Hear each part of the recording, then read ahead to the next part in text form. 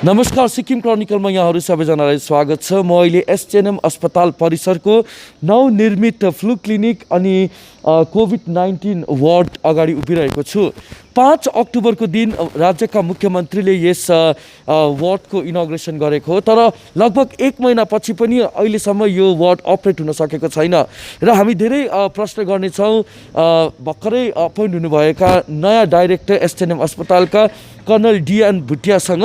अनि हामी जान्नेछौँ के कस्ता समस्याहरू विशेष त एसटिएनएम अस्पताल परिसरमा झेल्न परिरहेको छ। सर, स्वागत छ तपाईँलाई। Good morning sir. मैले आफ्नो इन्ट्रोडक्सनमा भने लगभग 1 महिनाभन्दा बेसी भइसकेको छ मुख्यमन्त्रीले यो इनोग्रेट गर्नुभएको। जान्न चाहन्छौँ किन ढिलाइ भइरहेको छ, किन चाहिँ अहिलेसम्म शिफ्ट गरिएको छैन।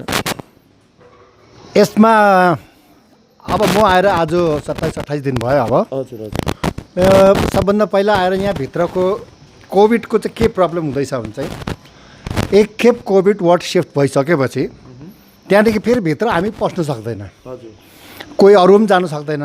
सो पुरै डबल इन्स्योर गरेर कि अब एक खेप चाहिँ भइसकेपछि चाहिँ राम्रोसँग चाहिँ बन्दोबस्त भइसकोस्, अन्त मात्रै पेसेन्ट शिफ्ट गर्नुपर्छ भनेर ढिलो भयो। बिल्कुल ठिकै हो। सबभन्दा ठुलो कुरा 3-4 कुरा मिलाएको हुनुपर्ने हो। एउटा चाहिँ जति स्टाफभित्र चाहिएको थियो इन्क्लुडिङ सिक्युरिटी स्टाफहरू भयो सबै त्यो खालकोहरू, त्यहाँदेखि मेडिकल एटेन्डेन्टहरू, त्यहाँदेखि फेरि नर्सिङ स्टाफहरू, त्यो सबै चाँजो मिलाउनुपर्छ। अन्त त्यो सबको अलावा त्यहाँदेखि सबभन्दा ठुलो कुरा चाहिँ पानीभित्र 24 घन्टा पानीको फ्लो छ कि छैन, सप्लाई छ कि छैन, त्यो इन्स्योर गर्नुपर्ने थियो। त्यसलाई पनि टाइम लाग्यो। 2-3 खेप ट्रायल गरेर त्यहाँदेखि हेऱ्यो कि अब पानी आउँदै रहेछ भनेर। त्यहाँदेखि आयो बिजुलीको के भएछ भने यहाँ इनोग्रेसन हुँदाखेरि चाहिँ नर्मल कमर्सियल जो पावर सप्लाई छ गाउँको त्यो हालेर चाहिँ इनोग्रेसन गरेको रहेछ। तर एउटा कोभिड वार्ड चलाउनुको लागि जहाँ चाहिँ प्रपर जो सर्भिस लाइन आउनुपर्ने त्यो चाहिँ भएको थिएन रहेछ।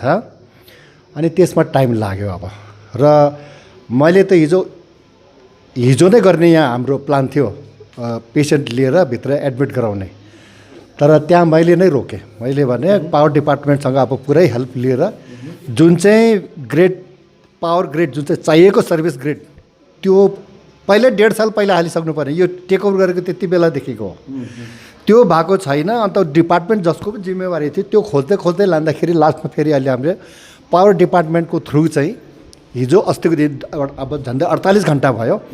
यसमा मैले भनिराखेको छ कि मलाई चाहिँ प्रपर ग्रेड लगाइवरी जुन चाहिँ बाहिर ट्रान्सफर्मर देख्नुभयो होला, अब त्यो ट्रान्सफर्मर एक्टिभेट हुन्छ, अन्त चाहिँ प्रपर लाइन आउँदो रहेछ। त्यो मैले पुरै टेक्निकल कुराहरू पनि बुझेँ।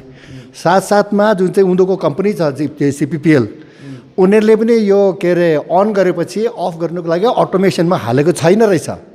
अब त्यो अटोमेसन गर्नुको लागि आजको दिनमा बडौदादेखि मान्छे यिनीहरूले बोलाएको छ कि यिनीहरू मेरो विचारमा भोलि पर्सि आइपुग्दैछ। यो जबसम्म मैले पुरा गरेन भने चाहिँ भोलि यदि माथि पावर सप्लाई एकदम गयो, त्यहाँदेखि अटो स्विच भएको छैन, त्यसमा टाइम बेसी लिँदैछ, त्यस्तो हुँदाखेरि त अन्त फेरि जानमालको प्रब्लम हुन्छ, माथि भोलि पेसेन्टको प्रब्लम हुन्छ, जो खास गरी आइसियुमा बस्नेहरूको।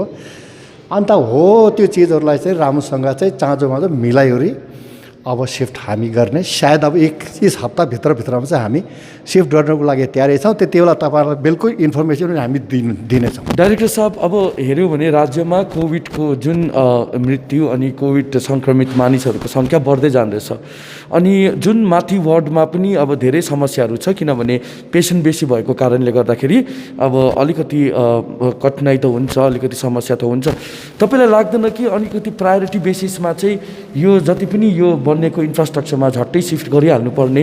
हुन त अब यहाँनिर देखिँदैछ कि पावरको कारणले गर्दाखेरि ढिलाइ हुँदैछ भनेर। तपाईँलाई लाग्दैन अलिकति एउटा एक्स्ट्रा इनिसिएटिभ हुनुपर्ने सबै लाइन डिपार्टमेन्टबाट?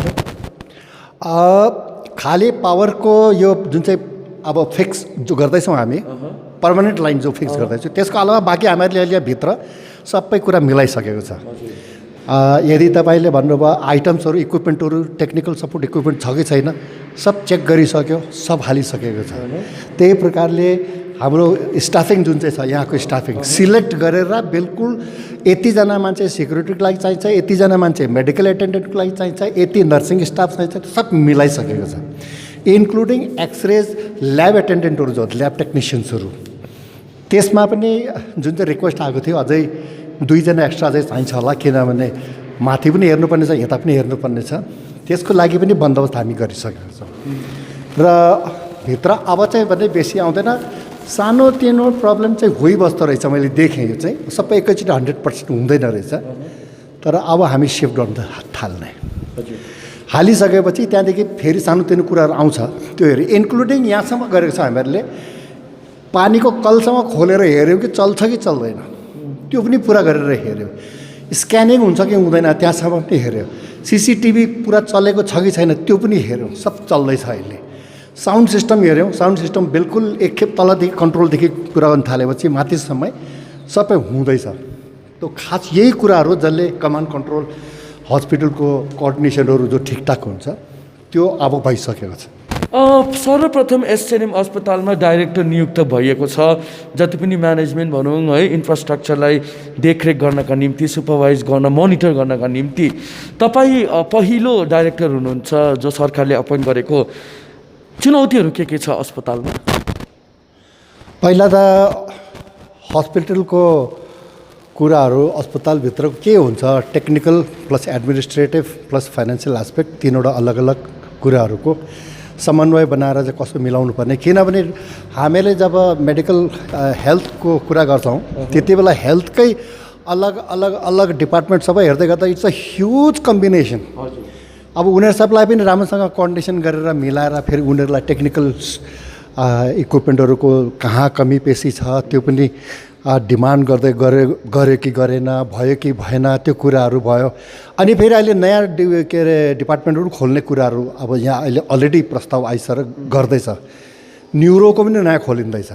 अन्त हो हेर्दाखेरि यता त थुप्रो हुन्छ, साथसाथमा उनीहरूलाई सपोर्ट, ब्याकअप सपोर्ट दिनुको लागि जति एडमिनिस्ट्रेटिभ स्टाफको जरुरत हुन्छ त्यो सबै मिलाउनु ठुलो च्यालेन्जिङ काम रहेछ यसमा। त्यो मात्र होइन, फेरि बाँकी सिक्युरिटी, बाहिरको इलाका, यहाँ हेर्दा हेर्दै हिजो अस्तिको दिन नै अचानक मैले देखेको वल तोडेको छ गाउँको मान्छेले। फेरि एकैचोटि पुलिस बोलाएर अब तपाईँहरूलाई माथि चाहिँ हामी कानुनी कारवाही गर्छौँ भन्दाखेरि चाहिँ 3 दिनको उनीहरूले टाइम माग्यो अनि वल लगाएको छ। त्यो तपाईँले अहिले तल हेर्नु सक्नुहुन्छ। त्यही प्रकारले जति फेन्सिङ जो कम्पनीले बनाएको रहेछ, कतिवटा फेन्सिङ बिगारिसकेको रहेछ। अब त्यो फेरि ठिकठाकसँग मिलाउनु पर्ने रहेछ। अब अझै सबभन्दा ठुलो च्यालेन्जिङ चाहिँ के छ काम भने चाहिँ भित्र स्टाफिङ र यो मेडिकल टेक्निकल के अरे बिमारीहरू, पेसेन्ट्सहरू आएर उहाँहरूको देखरेख गर्ने सबै जुन चाहिँ चिजहरू बनाएको छ यो एउटा एकदमै राम्रो खालको बनाएको रहेछ। यो सपोर्ट, ब्याकअप सपोर्ट दिनुको लागि इक्विपमेन्टहरू पनि साँच्चै नै राम्रो खालको रहेछ सबै। मतलब यत्रो ठुलो बन्दोबस्त गर्नु चाहिँ अब एउटा सानो स्टेट सिक्किम जस्तोलाई अनि यत्रो राम्रो चिज ल्याउनु यो साँच्चै नै हो। अब हामी एउटा फौजी एउटा सिम्पल गाउँको मान्छे भएर त्यो हिसाबले मैले सोचेर हेरेँ भने शाबासी त सरकारलाई दिनैपर्छ, बिल्कुल दिनुपर्छ। किनभने यहीँ छिमेकीमा अलिक तल गएर हेऱ्यो भने यस्तो खालको फेसिलिटी भएको हस्पिटल त पाउँदैन तल, र यो चाहिँ हामी किस्मतवाला हो। अब यस्तो राम्रो अस्पताल त बनिएको छ, इन्फ्रास्ट्रक्चर राम्रो छ, तर जुन रोड आउने, अस्पताल आउने रोडको अवस्था त एकदमै शोचनीय छ। यो मैले अस्ति नै हेरेँ होला, त्यो सबभन्दा पहिला आउने बित्तिकै फर्स्ट इम्प्रेसन मेरो पनि त्यही थियो। अब जो बिचरा बिमारीहरू जो आउँछ नि उताबाट बाहिरदेखि आउँछ, बुढाबुढी हुन्छन्, डेलिभरी केसेसहरू हुन्छ, कोभिडकै बिचरा बिमारीहरू आउँदाखेरि अन्त पहिला त त्यो रोड हेरेर झन् बिमार हुन्छ मान्छे। किनभने रोडको कन्डिसन राम्रो छैन। हाम्रो एप्रोच रोड भनेको मैले त्यो पर जहाँ त्यो राङ्का टर्निङदेखि लिएर यतासम्म, यसको लागि रिक्वेस्ट गरिवरी अब छिटो नै हुन्छ। CM साहबले अलरेडी यसलाई संज्ञान लिइसक्नु भएको छ कि यसको लिपाइ पनि भइहाल्छ। अनि साथसाथमा मैले फेरि हाम्रो road and bridges department secretary साहबलाई पनि रिक्वेस्ट गरेको छु। त्यो पर बाइपासदेखि फेरि भित्र राङ्काको टर्निङ आउँछ, त्यो पनि यो राङ्का हाम्रो यो हस्पिटल टर्निङसम्मको बाटो जुन छ त्यो पनि पुरै खड्डा छ कि त्यसलाई पनि बनाइदिनुहोस् भनेर मैले रिक्वेस्ट गरेको छ। सायद अब भोलि फेरि म जानु पऱ्यो एकखेप रिक्वेस्ट गरेर छिटो भइदियो भने कमसेकम आम जनताको बिचरा बुढाबुढीहरूको उनीहरू आशीर्वाद त पाउँछ हामीहरूले।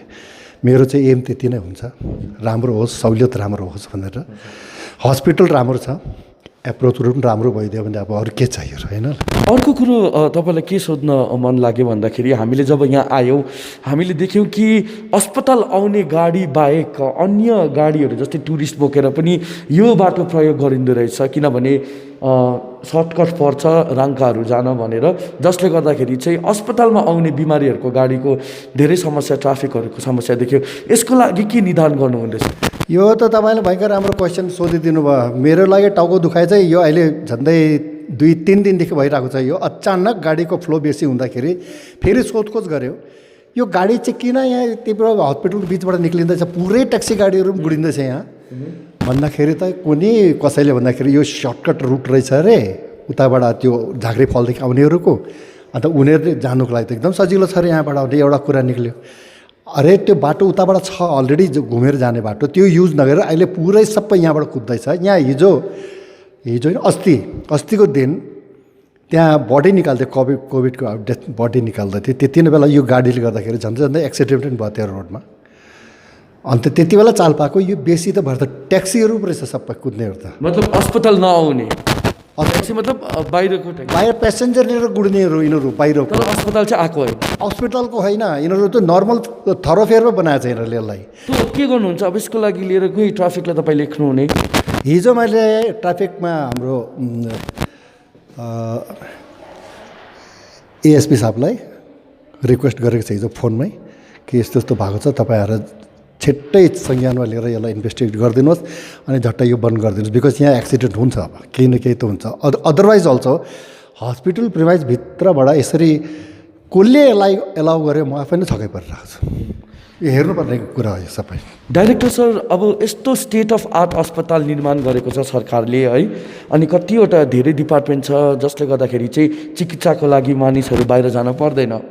तर हामीले कहिलेकाहीँ यहाँनिर इन्भेस्टिगेट गर्दाखेरि हामी देख्छौँ कि मान्छेहरूले सिँढीमा पान खाएर थुकिरहेको छ, बाथरुमको कल छैन, बाथरुममा जुन नब छैन। तपाईँलाई लाग्दैन कि एउटा सिभिक सेन्स हाम्रो मानिसहरूमा छैन कि यो त पब्लिकको ट्याक्सले बनेको अस्पताल हो नि त, तर पब्लिकले एउटा रेस्पेक्ट छैन आफ्नै प्रपर्टीलाई? कस्तो लाग्छ तपाईँलाई? अनि के सन्देश? हजुर, यो कुराको लागि त मैले हिजोदेखि नै पोइन्ट नोट गर्न थाल्दैछु कि अब यो एकखेप चाहिँ सबैलाई बताउनु पर्ने भयो भनेर, इन्क्लुडिङ हाम्रो आफ्नो स्टाफहरूलाई पनि। म यो लेख्दै थिएँ, त्यसमा सबभन्दा पहिला चाहिँ जो सेन्स अफ बिलोङ्गिङ भन्छ नि, अब यो मेरो हो भन्ने, यो हस्पिटल मेरो हो, यो हस्पिटलमा जो पनि छ सरकारले बनाएर दिएको यो हामी आम जनताको लागि हो भनेर जुन चाहिँ सेन्स अफ बिलोङ्गिङ हुन्छ त्यो मिसिङ छ। यो पोइन्ट मैले सबभन्दा पहिला लेखेको थिएँ। यसमा अब कतिखेप इभन कोभिडभित्र वार्डभित्र पनि पसेर पुरा किट लगाएर पसेर 2-3 खेप गएँ, हेरेँ मैले। कोभिड वार्डमा त अलिक सफा रहेछ कि, मुनि जुन चाहिँ जेनरल वार्ड छ नि 5, 6, 7 ग्राउन्ड फ्लोरदेखि माथिसम्म सबभन्दा बेसी गन्दा त जेनरल वार्डमै रहेछ। अन्त त्यसमा हेर्दा मैले वासरुमको इन्स्पेक्सन गर्दाखेरि पुरै वासरुममा अब यहाँसम्मको गैर जिम्मेवारी काम गर्छ हाम्रो हामी नागरिकले, इन्क्लुडिङ मी, अब आफै पनि जोड्नु पऱ्यो मैले। ट्याप खोल्यो, पानी छैन, ट्याप छोडिदियो। अनि के भयो, अस्ति 72 घन्टा पहिला पुरै त्यो माथिबाट ट्याङ्की भरेछ र पानी पुरा आउँदाखेरि त पुरा त्यो ट्याप खुला छ। अन्त त्यो बाथरुमदेखि निक्लेर पुरा करिडोर पुरा भरेर तल 4 तलासम्म पानी टपटप चुन्दै थियो। बिहान 7 बजे आएर त्यहाँदेखि तहकिकात गरेर खोज्दाखेरि त्यो कमरा चाहिँ लक रहेछ, तर ट्याप खुला राखेको रहेछ। युज गर्नेको हाम्रो स्टाफ चाल पायो त्यो नि। अर्को उँधो के अरे मधेसको बानी जस्तो पान खाँदो रहेछ, टोइलेटमा बस्दो रहेछ, ती थुक्दो रहेछ फेरि वालमा। अब हाम्रो सफाइ कर्मचारीले कति खेप सफाइ गर्ने र कति खेप निकाल्ने, जबसम्म सेन्स अफ त्यो मेरो सेन्स अफ बिलोङ्गिङ छैन भने, या हाइजिन सेनिटेसनको कुरा आफ्नोमा सेन्स छैन भने, सिभिक सेन्स जो भन्छ, त्यो प्रब्लम हुन्छ। यसले गर्दाखेरि त जति नै गर्नुहोस् हुँदैन। यही फरक छ प्राइभेट हस्पिटल र गभर्मेन्ट हस्पिटल। गभर्मेन्ट हस्पिटललाई चाहिँ सरकारी माल हो जस्तो गर्दा पनि हुन्छ। यो मानसिकता जबसम्म जाँदैन हाम्रो जनतादेखि हुन सक्दैन। यो सबैमा यसमा चाहिन्छ। अर्को मैले यहाँ लेखेको छ, हेल्थ स्टाफ इन्क्लुडिङ डक्टरसँग यहाँ 2 खेप यस्तो भइसकेको छ। म आएर पनि झगडा गर्छ, उनीहरूलाई प्रायोरिटी चाहियो। थुप्रो बिमारी बसिरहेको छ, सबलाई टर्न बाई टर्न हेर्दैछ। अहिले कुट्छु, अहिले के अरे पिटेर तिमीलाई निकाल्छु, त्यस्तो खालको तपाईँहरूले पुलिस केस पनि गर्नुभएको थियो पुलिस रेजिस्टर? केस पनि गऱ्यौँ हामीले। त्यो एफआइआर गरेको छ, त्यसको अहिलेसम्म रिजल्ट आएको छैन। म सोध्दैछु त्यो के भयो। यदि फेरि यो डक्टर हेल्थ स्टाफहरू 24 घन्टा लागिरहेको त स्ट्रेसमा छ पुरा। उनीहरू त अहिले भर्खर आयो नि होइन। फेरि त्यो पनि पेसेन्ट कस्तो खालको लिएर आएछ, एक्सिडेन्ट भएको पेसेन्ट, त्यो पनि पुरा under the influence of the liquor. फेरि पनि आएर नि खोज्छ त्यस्तो खालकोहरू देख्यो आफै नै मलाई पुरा। नागरिक पनि जिम्मेवार हुनु पर्यो। नागरिक बिल्कुल पुरा जिम्मेवारी हुनु पऱ्यो, यो हाम्रो हो भनेर त्यो गर्ने एकदम जरुरी छ। अनि कुनै मेडिकल स्टाफ अन ड्युटीलाई यदि एब्युसिभ ल्याङ्ग्वेज युज गर्यो, हातपात लगायो भने एकदम डरलाग्दो कानुन पनि त लाग्छ होइन? कानुन लाग्छ नि ल त्यो, तर त्यो किन हुनु दिनु? खास गरी चाहिँ त्यस्तो हुनु हुँदैन। आफै बुझिहाल्नुपर्छ यो बिचराहरू त अब 8-8, 10-10 घन्टा काम गरेको होला। लु हामी अब एकछिन भए पनि पर्खेर गरिदिउँ न भनेर गर्नुपर्छ नि होइन। तर अब आम मानिसको अवधारणा चाहिँ के छ भन्दाखेरि चाहिँ कोही बेला है, सबै त होइन, तर कतिचोटि अब कोही स्टाफहरू अलिकति रुडली बोलिदिन्छ, जसले गर्दाखेरि उहाँलाई अलिकति क्या मन दुख्छ अथवा रिस उठ्छ, त्यो पनि छ। अब जस्तो मैले भनेको स्टाफको जुन एटिकेट स्टाफ बिहेभियर बिल्कुल म आफै यहाँ अहिले जो मेरो जो के अरे सेनिटाइजेसन जो हुँदैछ, मास सेनिटाइजेसन, त्यो प्रोग्रामभित्र यो कुरा पनि छ। सबैलाई अलग अलग ग्रुपलाई अलग अलग लिएर मैले पुरा आफ्नो एड्रेस गरिसकेको छु। त्यसमा यही भन्दैछु, your personal behaviour, your words, शब्द जो निकाल्छ त्यसले नै फरक पार्छ है।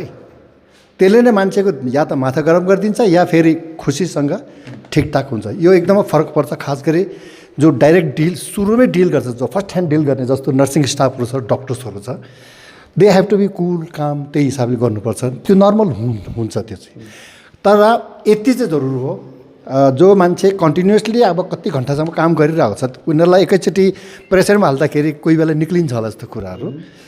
त्यो अन्त अब म जस्तो छ भने चाहिँ फेरि यताउता मिलाएर, बिकज वी अन्डरस्ट्यान्ड कतिजना त्यस्तो हुन्छ हो। त्यो हो। अब योसँग तपाईँले अब यो अर्को कुरा म बताउनु पऱ्यो। यहाँ बेसी जस्तो मान्छे के अरे स्टाफहरू, हेल्थ स्टाफहरूलाई चाहिँ प्रब्लम अर्को एउटा ठाउँबाट पनि आउँदो रहेछ, जो जेनरली डिस्कसन हुँदैन। Every one wants preferential treatment.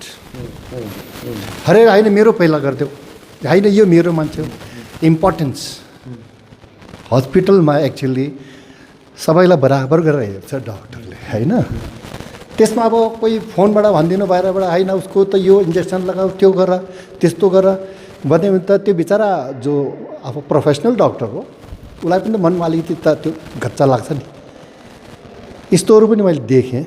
अर्को खाना लिएर आउनु, लगेर जानु, कोभिड वार्डमा बसिरहेको छ, त्यो 2-2, 3-3वटा पस्नु, भित्र पसेर त्यहाँदेखि फेरि उतै कन्फाइन गरेर बस्यो भने त ठिक थियो नि।